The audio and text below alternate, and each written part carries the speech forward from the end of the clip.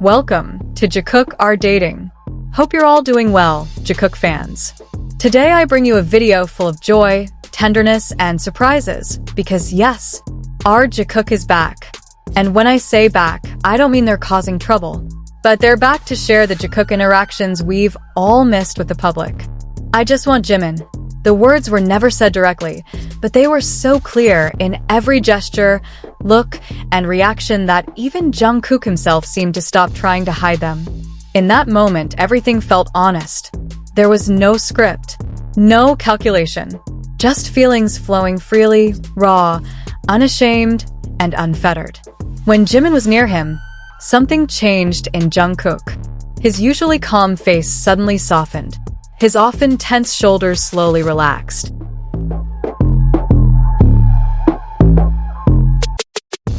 His eyes, which often stared far away, now always returned to the same point, Jimin. It was as if the world around him dimmed, and the only light remaining was that figure. Jungkook didn't try to look away, nor did he pretend to be busy. He let his feelings be clearly read, as if silently saying, "I don't want to be anywhere else. I don't want to be with anyone but him." Jungkook's reaction this time felt different. Unlike his usual cautiousness, he seemed completely open. The small smile that appeared without realizing it, the light laugh that grew warmer as Jimin spoke, and the way his body instinctively leaned closer. None of it was a coincidence. It was a love language that wasn't taught, but emerged naturally when feelings were too deep to hide.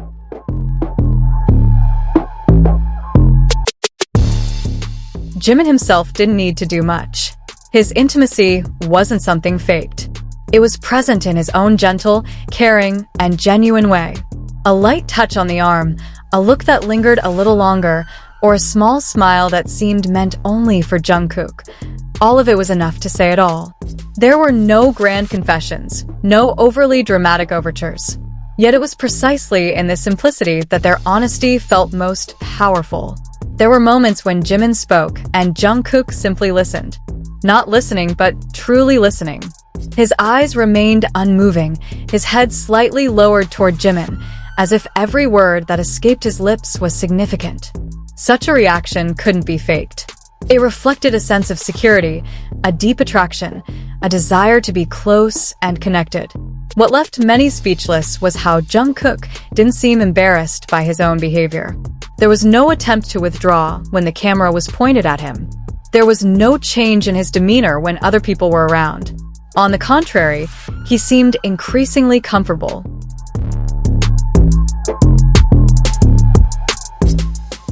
As if to say that his feelings weren't something to hide, that his closeness to Jimin was part of who he was, and he didn't want to pretend to be someone else just to maintain his image. Jimin's intimacy was further palpable through the way he responded to Jungkook. He didn't reject him, didn't maintain excessive distance. There was a beautiful balance between them, understanding each other's boundaries, yet also approaching each other without hesitation. When Jungkook laughed, Jimin smiled back. When Jungkook was silent, Jimin seemed to know when to be by his side without saying much. A relationship like this isn't built overnight. It grows from trust, from a long period of time, from the habit of being present. Many have described this moment as the point where everything becomes clear. It's no longer gray. It's no longer mere speculation. Because if you look with your heart, not just your eyes, the feeling shines so brightly.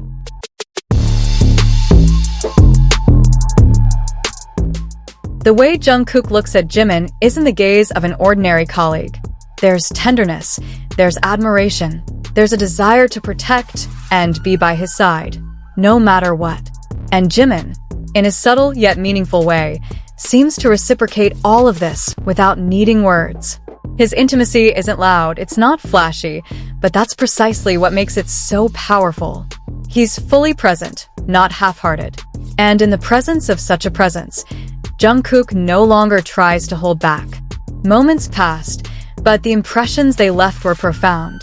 Not because of what they said, but because of what they unconsciously showed. Jungkook's unabashed reactions, Jimin's natural intimacy, all of it blended into one story that felt honest and touching. A story of two people finding comfort in each other, of feelings that didn't need to be announced because they were too obvious to deny. In the end, perhaps it was true that Jungkook never needed to say, "I only want Jimin."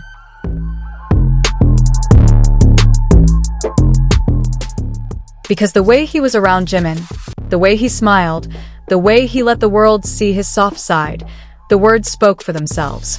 And Jimin's intimacy, so quiet yet meaningful, said it all, without a single word added. Okay, I'll continue this long, chapterless narrative, flowing, emotional, and secure, maintaining the same subtle nuances of intimacy as before. There was something very human about the way Jungkook expressed his feelings this time. Not an emotional outburst, not a grand, dramatic confession, but a small honesty that leaked through simple things. The way he stood a little closer than usual, the way her hand moved as if reaching for him, then stopped midair, wasn't out of hesitation, but because she felt content just being that close.